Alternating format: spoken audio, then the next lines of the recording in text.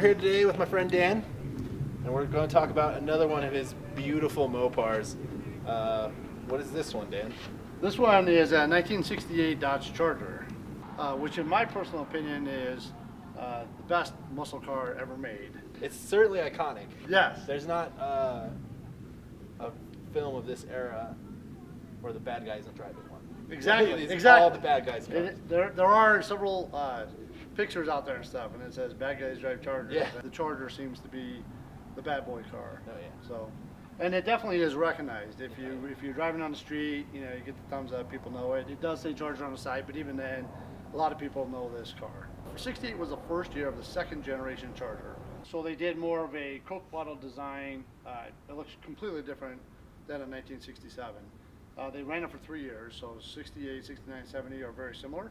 So, but 67 was the one with that big back glass window, right? Yeah, they had it's a basically like a fastback. And what they kept trying to do, again, back then, NASCAR was way popular. So it was like, you know, win on Sunday, sell on Monday philosophy. And they kept trying to be competitive. How do we be competitive? So they come up with this body style, which is great for looks and maybe drag racing.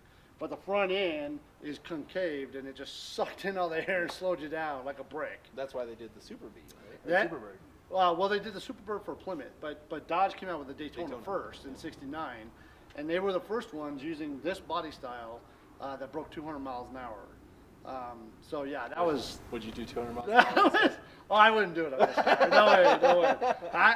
It would definitely need a lot more safety features. This year body style. You can tell the differences from the 69 to 70 because 68 has just a flat grill going across, flat black grill. 69 they split it, and then 70 they did a wraparound bumper. Okay. The other things are it has round marker lights and round tail lights. That was the only year for that, for 68. Okay. Yep. Which in my opinion again is like the best tail lights, the best grill, all of that. But either way, if you have a second gen Charger, it's pretty cool. So. What motor do you have in this one? So this one is another one of my favorite cars. It's a 318. Doesn't have a numbers matching engine. You can do basically whatever you want. Yes, do whatever you want to it. It's not an RT. I put the RT stripe and the badging on. Who cares? But I dropped in a stroked 440. So it's actually a 505 cubic inch stroker engine. And it is meant to go straight and fast.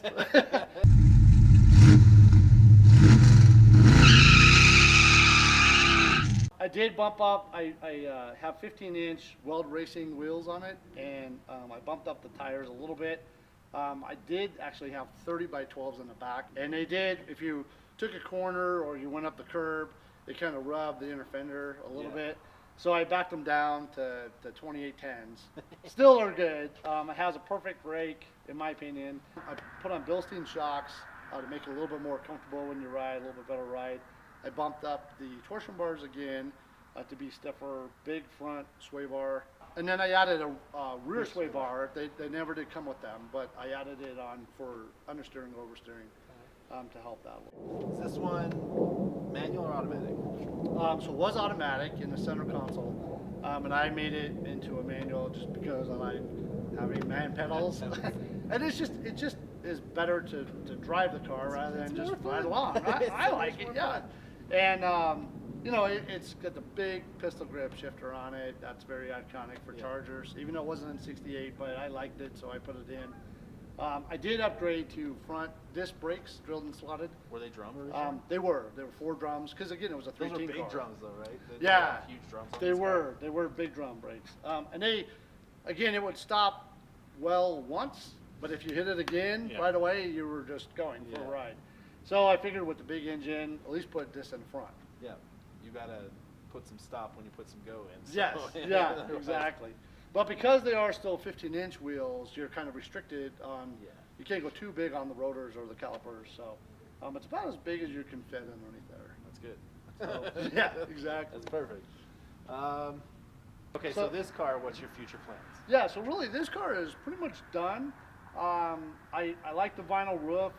Again, very iconic for back late 60s, 70s. I think I'm going to keep that. Everybody pulls them off. I know. You don't see them very often. Well, and great. It's just kind of interesting, you know, to have a vinyl roof car. And again, like you said, you don't really have that very Mini running around. Yeah. And it has a nice, actually a nice stereo sound system in it. It has an amplifier already. It even has a 6-disc CD changer. So if you have any CDs still running around, but I do have a USB connection too, so you can just pop in your phone and you're good to go. But other than that, you know, the engine's good. I did put subframe connectors on it as well, so it's nice and steady. Is this a unibody car too? It is. I didn't know that. I thought these had frames. Nope. So the subframe connectors definitely help make the car more solid. Doors, windows, everything fits better across the board. I love your cars, and I think there's one more car in Dan's collection that we're going to do. It's more spring appropriate, so look for that springtime. Very much so. All right, guys. Thanks for watching this video. If you liked it, please give me a thumbs up. If you like content like this, please subscribe. And I put out a new video every Wednesday. So thank you very much for watching, and I'll see you next week. All right, buddy.